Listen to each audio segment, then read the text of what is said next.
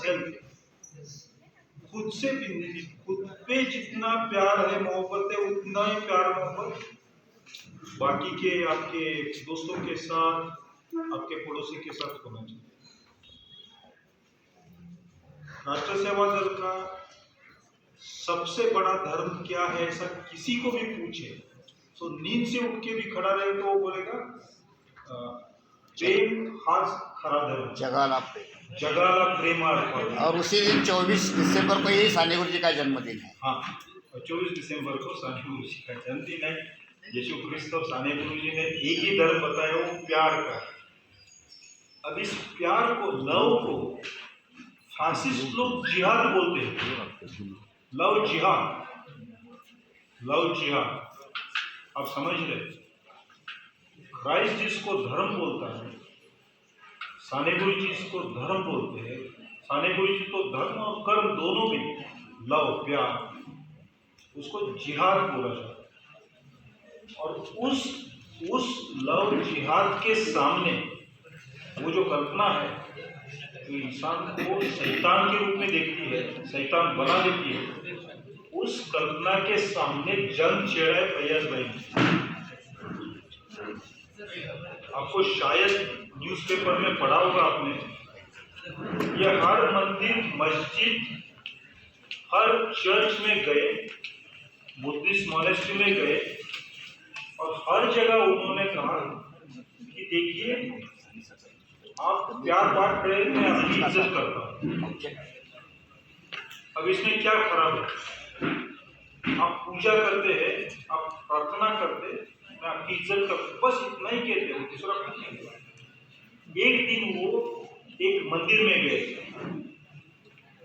और वहां के पुजारी को उन्होंने बताया आप प्रार्थना करते, मैं आपकी इज्जत करने आया हूँ।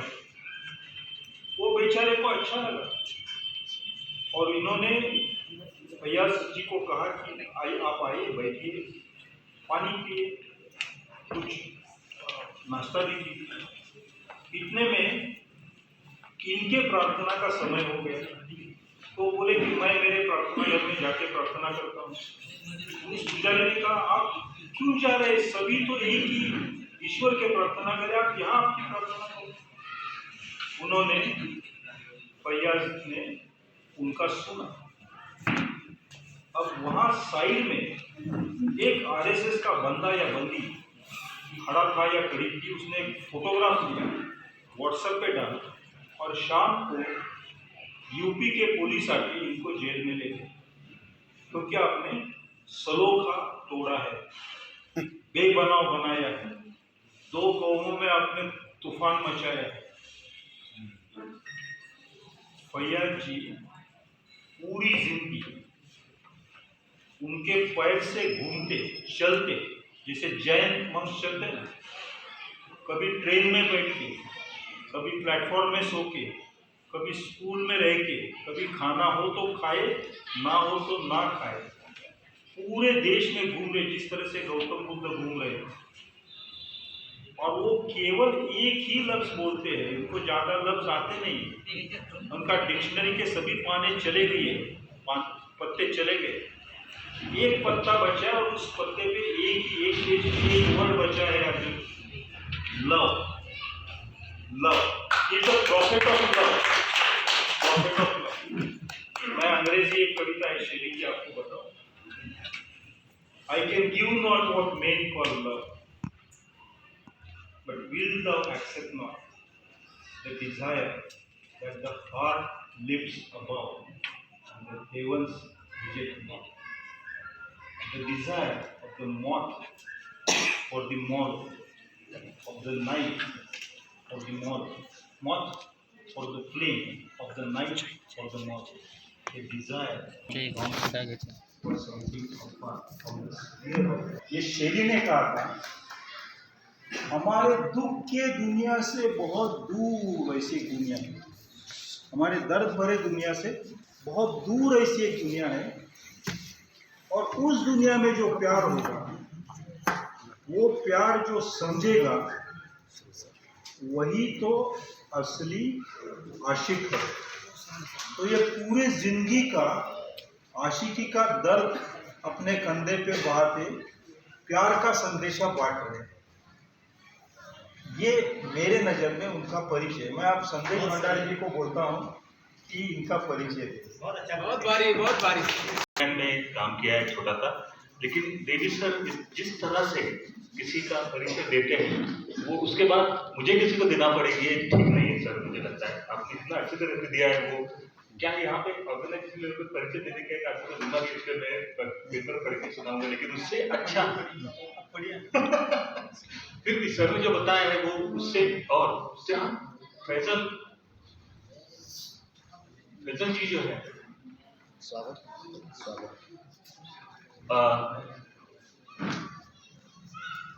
फैजल जी जो है उनका तो परिचय दिया, लेकिन एक और चीज मैं आपको उसमें बताऊंगा कि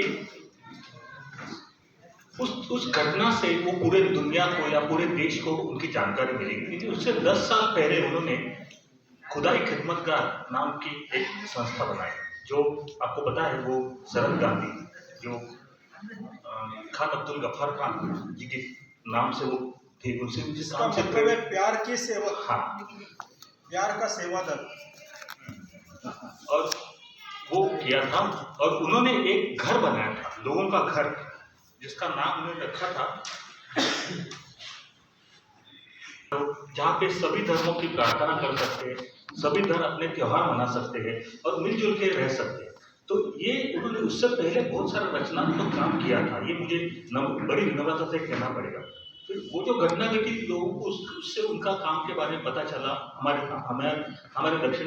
हमारे राष्ट्र सेवा दल के प्लेटफॉर्म पे वो एक बार आप सबसे बात कर चुके हैं, आपने वो फ्राइडे फ्लेम में उन्होंने बात की और वो बहुत ही अच्छी तरह से लोगों के सामने उनका आया, तो मैं उनका स्वागत करता हूँ। मैं फैसल खान जी को इस मंच से न्योता देता हूँ, इनवाइट करता हूँ कि वो हमारे साथ राष्ट्र सेवा दल में जुट जाए, उनकी पूरी ताकत लेगी। मैं चाय भी पीता रहूंगा और वो जो बहुत काम के लोग मुझे लग रहे हैं वो सब जाके पीछे बैठ गए हैं। वो एक नौजवानों की जो टीम है जिनको मैं थोड़ा परिचित हूँ। मैं 20 मिनट पे अपनी बात रखूंगा, तो बीच बहुत जो जरूरी बातें हैं, मेरा टॉपिक है कि शिविर कैसे बनता है, कार्यकर्ता कैसे तैयार होते हैं, संगठन, यही तो है ना, मराठी में मैंने पढ़ा, संगठन कौशल्य। देखो कैसे काम कर सकते हो। कल मैं समाजवादियों की एक बैठक में था, मैंने कहा अच्छा आप ये बताओ कि समाजवाद के पक्ष में कौन आएंगे, आप मुझे बताओ। अगर हिटलर भी हो और गांधी भी हो और हम दोनों के पास प्रस्ताव लेके जाएं तो समाजवाद के पक्ष में तो बापू ही आएंगे। वो थोड़ा सा कहेंगे भाई मुझे तुमसे थोड़ा डिफरेंसेस हैं, वो दूर कर लो, लेकिन हमारे पक्ष में तो कोई हिटलर को नहीं आना है। तो एक आदमी ने कहा कि तुम ये बताओ, मोहब्बत बढ़ा के आप ये बताओ, आप किसी एक ऐसे इलाके में जाओ जहां पानी खत्म हो जाए, तो आप और वहां जाओ, पानी खत्म होने की वजह से किसानों की खेती भी खत्म हो गई। पहले पता वहां अनार होता था, अनार भी खत्म हो गया, सेब भी खत्म हो गया और आपके सब्जियां भी खत्म हो गई, फूल भी खत्म हो गए, जानवर भी खत्म हो गए और उस वजह से बच्चे स्कूल भी नहीं जा रहे, मरीजों को दवाई भी नहीं मिल रही है। तो वहां जाके आप सबसे पहला काम क्या करोगे बताओ? कि वाटर लेवल बढ़ेगा, आप चेक डैम बनाओगे। ये चेक डैम नहीं सुनते हैं, छतों के पानी को रोकोगे। आप वहां जाके कोई काम नहीं करोगे, आप कहोगे सब काम गैर जरूरी है, पहला काम यह है कि यहां किसी तरह वाटर लेवल बढ़ जाए। और उस पर पूंजीवादियों ने अपनी निगाहें भी डाल दी। वहां पे सारी सब्जियां उगना बंद हो गई, फल उगना बंद हो गए, फूल उगना बंद हो गए, बच्चे स्कूल नहीं जा रहे हैं, लोग नौकरी, माइग्रेशन की प्रॉब्लम भी है, लोग घर छोड़ छोड़ के गांव में जा रहे हैं। और कुछ बड़े बड़े भूपति, ये माफिया, लैंड माफिया भी आ गए कि अब हम इस जमीन को खरीद लेंगे। अब आप जाने के बाद वहां क्या करोगे? वहां सबसे पहला काम करोगे कि यहाँ के पानी को रोको, यहाँ का वाटर लेवल बढ़ाओ। जैसे जैसे वाटर लेवल बढ़ता रहेगा वैसे ही वैसे गुलाब भी होगा, चमेली भी होगी और सब्जी भी होगी, फूल भी होंगे और लोगों की जमीन बिकना भी रुक जाएगी। सारी समस्याओं का हल क्या होगा? वाटर लेवल बढ़ाओ। इस वक्त हम कहते हैं इंसानों को इंसान बनाओ। अभी अच्छा ये बताओ, अभी मैं आपको ये पता चले कि इस कप में जहर है और मैं जहर पीने जा रहा हूं, तो आप में से कौन कौन मुझे रोकने आएगा? सारे। आप लोग क्यों नहीं रोकते हो?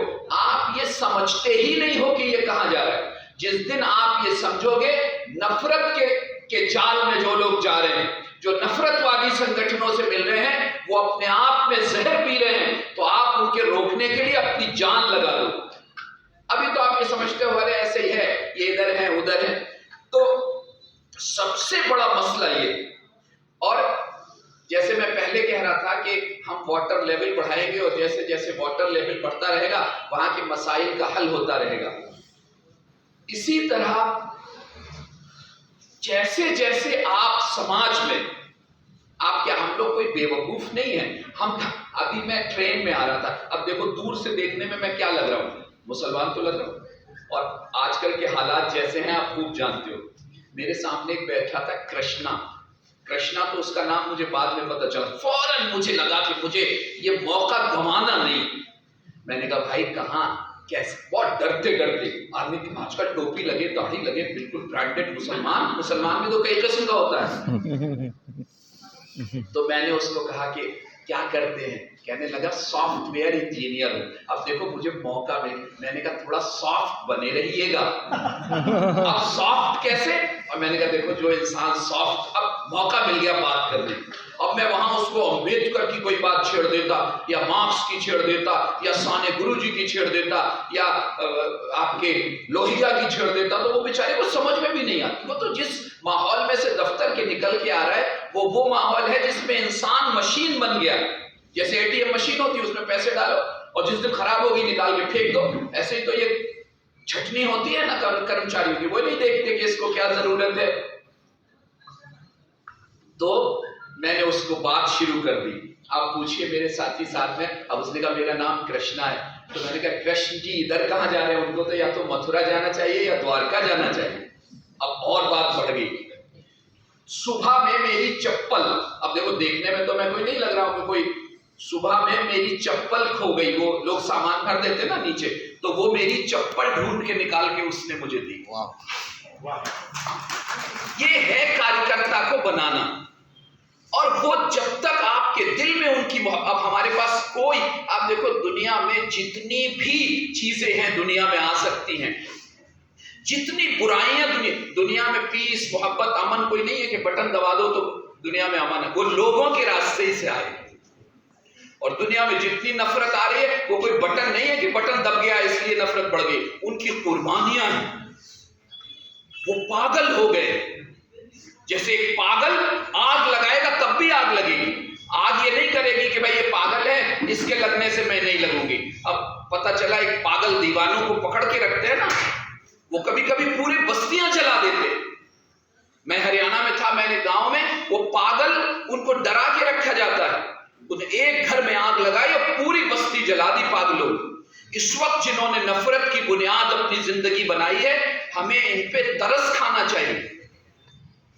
और मैं अक्सर कहता हूं देखो आपकी टेबल पे बढ़िया बढ़िया खाने रखे, बिरयानी भी रखी है और पनीर भी रखा है, लेकिन मुझे भूख नहीं है। आपने कहा ये नहीं मुझे भूख नहीं है, तो किसका क्राइसिस है? खाने की समस्या है या मेरी परेशानी है? और मैं कहूँ अच्छा नहीं मुझे तो पिछले 15 दिन से भूख नहीं लग रही, तो आप कहोगे बहुत भयानक बीमारी का संकेत है। भूख न लगना, 1 महीने भूख न लगना, ये खाने का क्राइसिस नहीं है, ये तुम्हारे वजूद का क्राइसिस है। तुम क्या समझ रहे हो? खाने अजल ही ने किसरा न छोड़े न दारा। कि दुनिया में गांधी ने एक बार कहा था बड़े बड़े सितमगर आए, 1 लाख पूत 1.25 लाख नाती, तारावण घर दिया न बाती। मुझे बताओ किसी नफरत वाले को कोई एक नफरत का नाम बताओ जिसको लोग सलाम करते हैं। तो ये जहर पीने का काम जो कर रहे हैं लोग, हमें जब तक, जैसे मैं जहर पीने जाऊं और आप मुझे रोकोगे, जब रोकोगे जब आपको यकीन होगा ये मैं चाय पी रहा हूं तो आप रोकने आओगे, कहोगे और पी लो।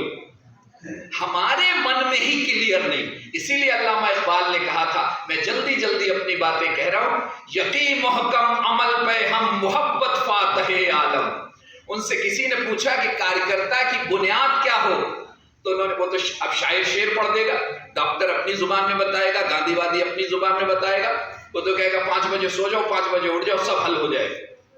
तो उन्होंने कहा यकीन मुहकम अमल पे हम मोहब्बत फातहे आलम।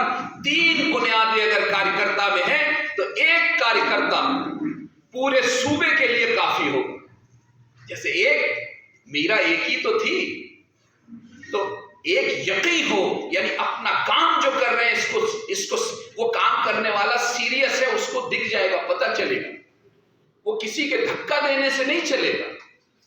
और दूसरा एक्शन में रहेगा, वो 24 घंटे उसको फिक्र रहेगी। मैं जेल में जब अभी रहा 50 दिन, तो अगर मैं ये कहता कि बोलो मेरे साथ यात्रा में कितने चलने को तैयार हो, तो आधी मेरी बैरिक तैयार थी। मैं पहले दिन पहुंचा, क्योंकि मुझे जरा सेंसिटिव इशू हो गया था, तो मीडिया से छुपा के मुझे हॉस्पिटल में पहले 13 दिन रहा। और हॉस्पिटल में जो नर्स आती थी, मैं उसको भी बात करता था और डरता था कि वो तबलीगियों का हो गया था, तो मैं नर्स से दूर खड़ा हो जाता था, लेकिन उसको बात कर, भाई तुम्हारे घर में दिवाली आने वाली है, क्या तैयारी हो गई। इंसान इतनी, देखिए दुनिया में सारी चीजों को आप कंट्रोल कर सकते हो, लेकिन इंसान को आप देखिए इस वक्त कैसा दौर है, लेकिन कितने लोग हैं जो किसी हुकूमत, किसी ताकत, किसी दौलत के आगे मानने को तैयार नहीं। इंसान दुनिया की ऐसी मशीन है कि उसको आप उसको बिना उसकी मर्जी के आप नहीं काबू कर सकते हो। तो कार्यकर्ता बनाने का काम इस वक्त बहुत जरूरी। मैं आपको सबको सलाम करता हूं। मैं अपनी सारी सफर की थकान सब कुछ भूल गया, क्योंकि इस वक्त आप जो बैठे, हम सारे विचारों का, जैसे एक बार विनोबा जी ने कहा था, ये धर्म वाले धर्म को क्या जाने, मिलाए न रघुपति बिन अनुरागा, ये मैंने जेल में याद किया। और मैं जेल में बैठ के ये दोहा याद कर रहा था, तो एक मुसलमान मुझसे कह रहा है बाज नहीं आओगे, फिर वहीं जाने का काम कर रहे हो। वो समझा, ये मैं जेल में वहां किताबें मिलती हैं, तो मैं रामचरितमानस निकाल लाया कि भाई अपना मटेरियल पढ़ाओ, हमें जिनमें काम करना है तो काम में तो सीखना है। तो मिलाए न रघुपति बिन, मैं उन लोगों के लिए कर रहा हूं जो धर्म को बहुत हीला बनाते और बताते हैं कि वो धर्म को लेके चले, जबकि वो नफरत के सौदागर हैं। वो धर्म को जानते भी नहीं। धर्म दुनिया में सिर्फ सुधारने के लिए आया है, धर्म मिलाने के लिए आया है। मिलाए न रघुपति बिन अनुरागा, किया जोग तप ज्ञान विरागा। सनातन की जो परंपराएं हैं बड़ी बड़ी इबादत की, वो तुलसीदास कह रहे किया जोग तप ज्ञान विरागा। व्हाट इज दिस, जैसे भी कहते हैं ये क्या है। अनुराग, मोहब्बत के बिना दुनिया की हर चीज अधूरी। और आप जब तक कार्यकर्ता को जोड़ नहीं सकते, जब तक उसको आप गले लगाने वाले नहीं हो। जिस दिन उसको आपको ये लगने लगेगा ना, जिस दिन उसको ये लगे, मैंने जितने भी कार्यकर्ता बनाए हैं, एक बार हमारे दिल्ली में घर है, वहां होली फैमिली हॉस्पिटल है और एक स्कॉट हॉस्पिटल है, 2 बड़े अस्पताल मेरे घर के पास है। और वहां आज से 14 साल पहले कोई होटल नहीं था। तो मैं वहां होली फैमिली पे उतरता था और फिर पैदल अपने घर चला जाता था। तो बारिश होने लगी तो मैं रुक गया। तो एक आदमी मुझसे बोले, सफेद कपड़े पहने हुए थे, बोले कि यहाँ कोई होटल नहीं होगा। तो मैंने कहा आपको क्या करना है? बोले मैं यहाँ, मेरा मरीज है स्कॉट हॉस्पिटल में और वहाँ आज से 10 साल पहले कोई होटल नहीं था। तो मैंने कहा अरे आप मेरे साथ चलिए। वो मेरे घर आ गए, मैंने फोन कर दिया, उनको 1 प्याली चाय दे दी। आज चाय हम लोग जो घर में बनाते हैं 2-3 रुपए की पड़ती, उससे 50 पैसे की हो। रात में उनको दाल सब्जी रोटी खिला दी। सुबह वो चाय पी के चले गए। सुबह जब जाने लगे तो मुझसे बोले कि आप पता है मैं कौन हूँ? मैंने कहा नहीं, मुझे नहीं पता। मैं, आप परेशान थे? बोले मैं अजमेर में, राजस्थान में बीजेपी में काम करता हूँ और आज तुमने, अब मुझे कुछ कहने की जरूरत नहीं। मैं मुसलमानों से जितनी नफरत करता था, मेरी सारी राजनीति इसी पे थी, लेकिन अब तुमने मुझे, और मैं कल से आपको देख रहा हूं और आपने मुझसे कोई ज्यादा तहकीक भी नहीं की। तो सोचिए 50 पैसे की चाय, 6 रुपए का साथ, मतलब 15 रुपए में सारी फिलॉसफी और सारी बातें एक तरफ और 15 रुपए में उसके ऊपर जो लगाए वो एक तरफ। और अभी भी मेरा उनसे संबंध है, मैं जाता हूं वहां, वो मीटिंग रखते हैं और मैं उनको एनालाइज करता हूं, जबकि अगर वो बीजेपी में भी हैं तो उनकी सारी वो जैसे कोई सांप हो और उसका जहर खत्म हो जाए। और मुझसे कहते हैं कि तुमने बीजेपी में मेरा तो कोई तुमने प्रमोशन ही नहीं होने दिया, वो तुम्हारी चाय। कह रहे मैं तो वो बात करता नहीं हूं अब जो मुझे करनी चाहिए, और मेरा प्रमोशन तो तब होगा जब मैं वो करूंगा। वाह उस्ताद वाह। तो ये अगर आप लोगों के काम आना, लोगों को गले लगाना। गांधी जी के बारे में मैं पढ़ रहा था कि वो कोई एक प्रोफेसर साहब थे, वो गांधी जी से मिलने पूना, गांधी जी ने कहा कि तुम पूना आ जाओ, और मैं पूना में फला घर पे रुका हुआ हूं। वो रात में पूना में पहुंचे, 11 बज गए थे, तो उनको बहुत बुरा लगा कि मैं जाऊंगा, गांधी जी तो बहुत जल्दी सो जाते हैं।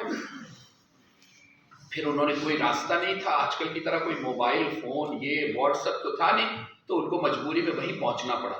वो कहते मैं गया तो एक बड़े से कमरे में एक कोने में गांधी जी थे, एक चारपाई थी और पूरा कमरा भरा था, मतलब मुझे अपने लिए बिछाने की जगह ढूंढना मुश्किल हो गया। तो कहते मैं वहां जाके बैठ गया, थोड़ी देर में तो देखा तो 11, साढ़े 11, 12 बज गए, एक औरत गांधी जी की चारपाई के पास जाकर रो रही और गांधी जी उनके सर में हाथ लगा रहे और उनको समझा रहे। तो मुझे बहुत अजीब लगा कि बापू तो शाम से सो जाते हैं, ये इतना आज ये बेउसूली इनके साथ कैसे हो रही है। तो कहने लगे मुझे किसी ने बताया कि ये स्वरूपा रानी है, यानी जवाहरलाल पंडित मोतीलाल नेहरू का कुछ समय पहले निधन हो गया और उनके जो बेटे उस वक्त थे जवाहरलाल, वो जेल में हैं, तो वो बहुत रो रही हैं और गांधी उनको गले लगा लगा के और उनको सर पे हाथ रख रख के समझा रहे। तो आप देखिए कितना बड़ा आदमी जो सबसे बड़ा एक्टिविस्ट था, और आपके एक ये नहीं कि हमें ये काम नहीं आता, और वो सिस्कियां ले रही हैं और गांधी को कह रहे मैं थोड़ा नजदीक चला गया, मुझे इंक्वायरी मुझे देखने का मन हुआ। तो कैसे एक इंसानियत है। मैं अपने कार्यकर्ताओं से, अपने साथियों से पूछता हूँ कि अच्छा बताओ सारी समस्या हल हो जाए तो कल से क्या करो, हमारे लिए जितने चैलेंजेस हैं, मान लो 2 मिनट के लिए खत्म हो जाए तो हमें क्या करना है। अगर हम वो बात कह रहे हैं कि हम मानवीयता लाना चाहते हैं, लेकिन कम से कम हम दो आपस में तो मानवीयता दिखा सकते हैं।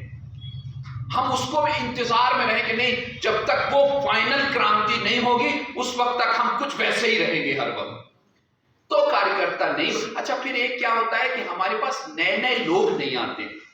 एक ऐसी दुकान पे आप किसी को बैठाल दो जिसमें 2-4 पुराने माल रखे हो, तो वो बेचारा न उस दुकान पे कोई आएगा और ना वो बेचने वाले को कोई वो बेचारा ऐसे ही बस जाके सुबह बैठ जाए। तो नए नए युवाओं को, और आप खुद सोचो, आप इस वक्त अगर वर्धा में बुद्ध आ जाए तो सीधे यहां आएंगे, मीरा अगर किसी काम से वर्धा आए तो यहां आएंगे, क्योंकि हम वो लोग हैं जो समानता को मानते। हम किसी चीज को अपने मूल्यों पे हम किसी से कोई समझौता करने वाले लोग नहीं, जितना मैं यहां बैठे लोगों को, और हम समानता के लिए, हम न्याय के लिए, कोई भी दुनिया की ताकत है हम उससे झुकने वाले लोग नहीं, और ये सब इनके लिए लोग काम करने वाले। तो सारे लोग इतनी ताकतवर चीज होने के बाद भी हम वो एक अंग्रेजी की कहानी थी ना कि एक घर में बहुत सोना और वो कटोरा था सोने का, लेकिन वो गरीब थे क्योंकि उनको ये पता नहीं था ये कटोरा सोने का। हमारे पास जो है हमें पता चल जाए। अगर मैं तो धार्मिक आदमी हूं, अगर श्री राम यहां आए तो सबसे पहले यहां आए, मिलय न रघुपति बिन अनुरागा, और उन्होंने तो रामराज की बुनियाद बता दी। उतनी तो सोशलिस्ट भी नहीं बता पाएंगे। बैर कहूं संग न कोई, राम प्रताप विषमता कोई। अब कोई कहेगा धर्म में तो गैर बराबरी की बातें भी हैं, तो गांधी जी ने कहा था ये मिलावट की गई है धर्म में, ये शुद्ध धर्म नहीं है। हम शुद्ध धर्म उसको मानते हैं जो समर्थक है बराबरी का, जो समर्थक है न्याय का, जो समर्थक है शांति का। तो इतनी ताकतवर होने के चीज बाद भी बस इस टाइम मेन समस्या क्या है कि लोगों का हुजूम हमारी तरफ नहीं। उसके कारण हमारी विचारधारा में नहीं बल्कि हम हैं जो मेरा टाइम अभी 5 मिनट, तो उसका मेन कारण यह है कि हम हमारे एक अंदर में वो फिक्र नहीं। हमें अंदर से ये लगता है अरे क्या कोई फलानी पार्टी में जुड़ा है, फलाने संगठन में। ये तो आप जब तक इसको नहीं सोचोगे कि तुम्हारे हाथ लोगों की जिंदगियां हैं, आपके हाथों में लोगों की जिंदगियां हैं। तो जब तक ये नहीं सोचोगे, जब तक फिर आप अपना देखो, गांधी जी को देखो, उनको पता था कि वो मर जाएंगे, उन्होंने जो काम हाथ में लिया है। और मैं कहता हूं इसे प्रायोरिटी जिसको अंग्रेजी में कहते हैं ना, कि हमारी प्राथमिकता क्या है। अगर मैंने अभी जहर खा लिया तो फिर मेरी टोपी कैसे होगी, मेरा कुर्ता कैसा होगा, मेरा टिकट का क्या होगा, ये मेरी जान बचाना मेरी प्राथमिकता है। गांधी को पता था कि इस समय अगर मैं चूक गया तो फिर मेरे हाथ से बात निकल जाएगी। और उन्होंने 30 जनवरी को जाके, आप कभी जाओ देखो गांधी को, गांधी का काम सिर्फ खादी का काम और सिर्फ सोने जागने का काम नहीं है। गांधी का काम जिंदगी, इधर आ सितमगर हुनर आजमाए, तो तीर आजमा हम जिगर आजमाए। गांधी का काम यह है कि आओ हम अपनी जान के नजराने पेश करते हैं, तुम तो जान चुराने वाले हो, हम जान लगाने वाले हैं। और उन्होंने बता दिया कि देखो ऐसे काम होता है। तो एक सबसे बड़ी बात यह है कि जब तक आप उसको खराब नहीं समझोगे, हमारे कहने से आप अपने आ जाओगे, अपने काम में लग जाओगे। जब तक आप उसको, हम लोग क्या करते हैं, हम एहसास कमतरी में चले जाते हैं। अरे हमारा काम ही तो है, ये तो धर्म का काम तो आप कर रहे हो, ये क्या धर्म का, ये नफरत कराना, लोगों के गले काटना और उनको लिंच कर देना और उनकी जान ले लेना, ये कोई धर्म है? आप सब कुछ जानते हो। अभी हमने एक साइकिल यात्रा करी थी दिल्ली से कलकत्ता, पिछले 2 साल पहले। झारखंड में भी बीजेपी की हुकूमत, वहां भी हुकूमत। अब आप देखिए, हम 7 लोग निकले थे दिल्ली से कलकत्ता। वो जो हैदरी बिल्डिंग थी जिसमें गांधी ने अजीब व गरीब प्रयोग किया था, वहां गांधी ऐसे नहीं बोलते थे कि मैं माइक पे खड़ा हूं और आप मुझे सुन रहे हो। हैदरी बिल्डिंग के लोगों पत्थरों से पत्थर उसके शीशों पे मार रहे हैं और गांधी उन खिड़कियों में से खड़े होकर उनसे कह रहे हैं कि देखो जीतेगी तो मोहब्बत जीतेगी, देखो ये नफरत तुम्हें छोड़नी पड़ेगी। और उनको लोग रोकते थे कि बापू आपको लग जाएगा। हैदरी बिल्डिंग जिसमें गांधी जी ने अपना डेरा जमा दिया था नवाखाली जाने से पहले, उस बिल्डिंग पे पथराव हो रहा है और गांधी उनसे मोहब्बत, हम तो ऐसे करते, हम खाली सेमिनार और सिंपोजियम में बात बोलने वाले लोग नहीं है, बिल्कुल बीच में जाके लोगों के बात कर रहे हैं। तो साइकिल यात्रा में मैं जा रहा था, तो एक जगह 2-3 नशे में लोग थे। उन्होंने हमसे क्या, बिल्कुल मैं ये बता रहा हूं कि उनके बीच में से भी हमें लोग मिलते हैं जिनको हम यकीन नहीं कर सकते। एक डॉक्टर कुश कुमार सिंह मेरे पास रहते हैं और वो MBBS MD डॉक्टर हैं। उनका परिवार US में, मतलब संगठन के ऐसे 4-5 लोग किसी संगठन में आ जाएं तो उसकी आर्थिक सारा समस्या ही खत्म हो जाए। और मैं वो मुझसे पहली बार ये मिले थे। चलिए मैं मुसलमानों से बात नहीं करता हूँ, वो हम लोग, मैं अपोलो अस्पताल में गया, वो थे एक मरीज के लिए, उनसे बात की तो उन्होंने मुझे झिड़क दिया और आज वो अपना सब कुछ छोड़ के आके हमारे साथ एक छोटे से कमरे में रहते हैं। ऐसे बहुत से किस्से मैं आपको सुना सकता हूं, लेकिन समय खत्म हो रहा है। इसलिए हम लोग तो ये मानते हैं, देखिए इंसान को जापान ने नहीं बनाया, इंसान को टाटा ने नहीं बनाया, इंसान को प्रकृति ने, हम तो मानते हैं ईश्वर ने, लेकिन प्रकृति ने बनाया। उसके दिल रखा, दिल ही तो है न संगो खिश। एक शायर कहता है इंसान में दिल ही तो है, कोई पत्थर का टुकड़ा नहीं है। अब ये तुम्हारी कला है कि तुम उस दिल को कैसे उसका इस्तेमाल करवा सकते हो। जो लोग आग लगवाने के लिए लोगों का इस्तेमाल कर, सबसे ज्यादा नौजवानों पे असर पड़ता है जो नफरतवादी संगठन या नफरत वाली विचारधारा जो लोगों में फैलाते। इसलिए हम सबको चाहिए कि पूरी हिम्मत के साथ, पूरे यकीन के साथ, आप 1 लाख गुना ज्यादा उन धार्मिक गुंडों से जो धर्म के नाम पे दूसरे धर्मों का, चाहे वो बांग्लादेश में मुसलमानों के लड़के हों, चाहे हिंदुस्तान में कोई हो, जो धर्म के नाम पे नफरत फैलाते हैं, उनके सामने तो आपको बादशाह बन के टहलना चाहिए। आप जिन मूल्यों की बात करते हो, पूरी दुनिया में सबसे हसीन, सबसे खूबसूरत मूल्य वो है। लेकिन फिर भी हमें जरा अपनी चीज पे, अपना जोगी जोगड़ा आन गांव का सिद्ध, अपनी चीज आदमी को हल्की लगती है। इसलिए मुझे लगता है सबसे पहले आपको यह सीखना चाहिए कि आप दुनिया का सबसे खूबसूरत काम कर रहे हो। मोहब्बत दुनिया का सबकी बुनियाद, सोशलिज्म या गांधी, सारी वो चीजें जो इंसानों को सही माने में इंसान बना के जिला सकती है, उनकी बुनियाद मोहब्बत में है। इसलिए मैं एक बात बता के बस अपना खत्म करता हूं कि देखिए, जब आंख सूख जाए, आंख में आंसू निकलते रहना, ये आंख के स्वस्थ होने की सूचना है, उसका निशानी है।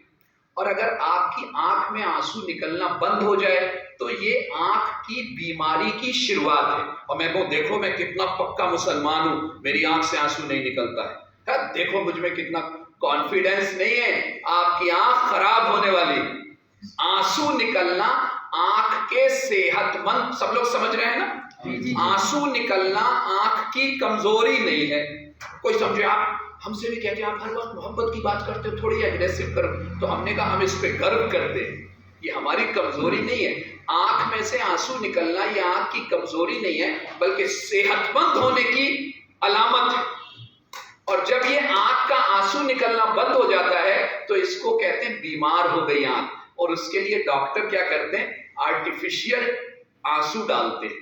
उनको अंग्रेजी में वो दवा का है आर्टिफिशियल टीयर्स, आर्टिफिशियल आंसू।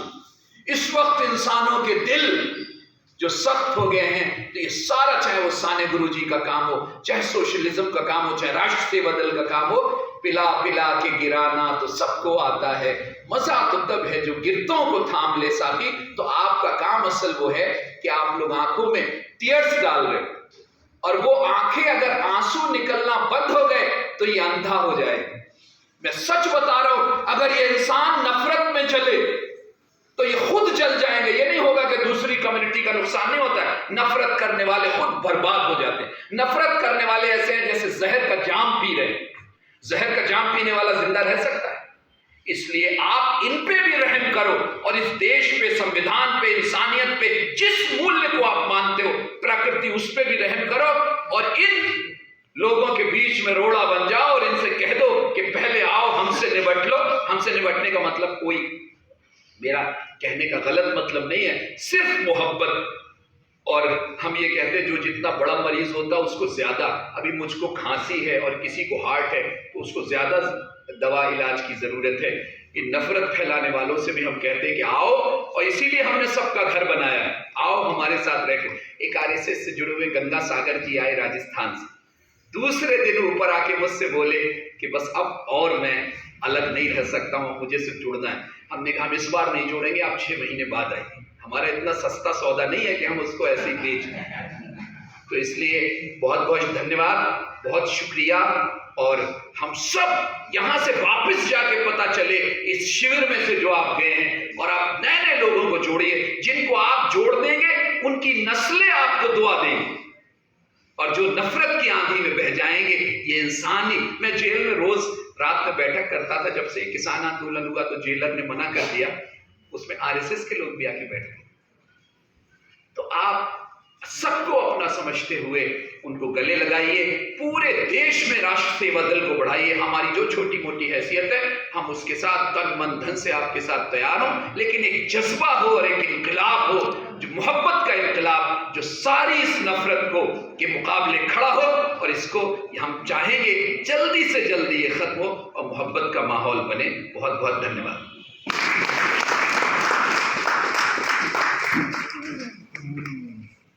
तो उसमें जो भी मस्जिद में जाते हैं उनको कहते हैं कि उन्होंने इस्लाम स्वीकारा।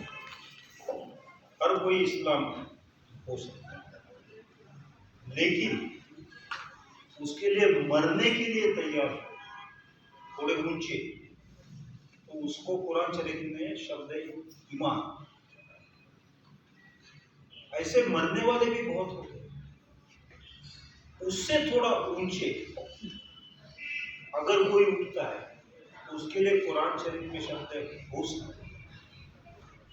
जिसको अपने धर्म के बाहर सबके लिए प्यार है, वही अपने धर्म में साचा है। ये कुरान शरीफ का टीचिंग है, और आज आपने जीते जागते ये देखा। मैं गांधी जी का सबसे प्यारा उपनिषद, ईशावास्य उपनिषद, गांधी जी ने एक बार लिखा था कि सभी प्राचीन धर्म ग्रंथ डूब जाए या जल जाए, इन्हीं शब्दों में लिखा। कोई चिंता नहीं, लेकिन एक रहना चाहिए, और वो है ईश्वरवास्य उपनिषद। दूसरा सेंटेंस गांधी ने लिखा है कि अगर इस उपनिषद के सभी श्लोक लोग भूल जाए लेकिन एक बचे तो भी सही है, और वो है ईश्वरवास्य इदं सर्वम। हर जगह वही खुदा है, वही उस हिंदुइज्म भी सिखाता है, बुद्धिज्म सिखाता है, जैनिज्म सिखाता है, क्रिश्चियनिटी सिखाता है, जू सिखाता है, इस्लाम सिखाता है, मार्क्स सिखाता है, सोशलिज्म सिखाता है, राष्ट्र सेवादल सिखाता है, और साने गुरुजी सिखाता है। और उसकी बात आपने छेड़ी, बहुत अच्छा लगा। डेथ के लिए संस्कृत में एक शब्द है कृतांत। कृतांत कटक, जो खड्ग चलाता है अंत लाने के लिए, यमदूत। तो आज मुझे उसकी याद आई मेरे तरफ देखी। हम सब आपको बहुत देर तक सुनना चाहते थे, मैंने आपको रोका। मेरे किसी भी दोस्त को मैं एक रिक्वेस्ट कर रहा हूँ, केवल एक शब्द में, केवल एक ही शब्द, वो शब्द नहीं, आपको ये बात सुन के क्या लगा, केवल एक शब्द जो भी कहना चाहिए, आपको क्या लगा? यस, बहुत अच्छा लगा। एक शब्द। सत्य जीवन, हाँ, जीवन में सच्चाई है। सच्चाई लगी। और जीवन में मोहब्बत चाहिए, मोहब्बत चाहिए, इंसानियत का पाठ है। इंसानियत का पाठ, क्या? बंधुता। बंधुता। यस, हाँ, क्या घरातून एकची धर्म आम्हाला प्रेम असावे त्याचे स्वरूपासाठी होते। और किसी को क्या लगा? हाँ, शांति। और प्रेम से जीतने की कला। ठीक है। आदमी को आदमी बनकर रहना चाहिए। सर, मैंने रात को बोला था कि कमला को सिन्हा में जो उसका एक वाक्य मुझे याद, फिर से मैं दोहराना चाहती हूँ। मोहब्बत, ताकत से मोहब्बत मत करो, मोहब्बत की ताकत को समझो। तो आप सब लोगों को ये लगा, मुझे एक शब्द में वर्णन कर, मेरी भाव में मुझे बड़ा दुख हो रहा था इनको सुन के, क्योंकि मैं जानता था कि इनका बोलना बंद होना है और बहुत दुख यातना हो रही। बट इज ग्रेट, मैंने आपको फोन किया, आपने बहुत हृदय, बहुत आसानी से वो स्वीकारा। आप आए, हमारे दोस्त और बहुत सीनियर सेवादल साथी सदस्य वो मखदूम कुछ कहना चाहते थे, मैं उनको बुलाता हूँ, वो आपकी बात करेंगे। उसके बाद में नवनाथ जी को एक मिनट में क्या था, वो कमला जी का उन्होंने नाम लिया। कमला भसीन कहती थी कि वो देखो, हम ये जो फेमिनिज्म की लड़ाई है, ये हमारी तुमसे पुरुषों से लड़ाई नहीं है, ये तो हम तुम्हें इंसान बनाना चाहते हैं। तो ऐसे ही मुझे भी लगता है कि हिंदू मुसलमान की लड़ाई ये कोई हिंदू मुसलमान की नहीं है। अरे 2 4 10 मार लोगे दूसरे धर्म के तो कोई कम होने वाले नहीं है, लेकिन नफरत का जीना तुम्हें जानवर बना देगा। तो असल में ये लड़ाई इंसानियत और हैवानियत की लड़ाई है। इसलिए हमें इसको बिल्कुल भी हिंदू मुसलमान की लड़ाई नहीं, सांप्रदायिकता की लड़ाई, इंसानियत और हैवानियत की लड़ाई। यही सोचेंगे तो हम इस काम को आगे करेंगे और इसको रोक पाएंगे। बहुत बहुत धन्यवाद। ऐसे आए और मुझे कह रहे थे कि पहले गैरी साहब बोलेंगे तो मैं बाद में बोलूँगा। और जैसे ही देवी ने कुछ शुरुआत की फैजल भाई के बोलने में, क्या हुआ मालूम नहीं, फैजल उठ गए और बोलना शुरू कर दिया। ऐसा क्या हुआ मालूम नहीं था हमें। देवी जी ने जो कहा वो सही है कि ये बंद नहीं होना चाहिए, इस तरह से वो बोल रहे थे। फिर भी समय की पाबंदी और आगे लोगों को भी सुनना है। मैं गेंद सर से विनती करूँगा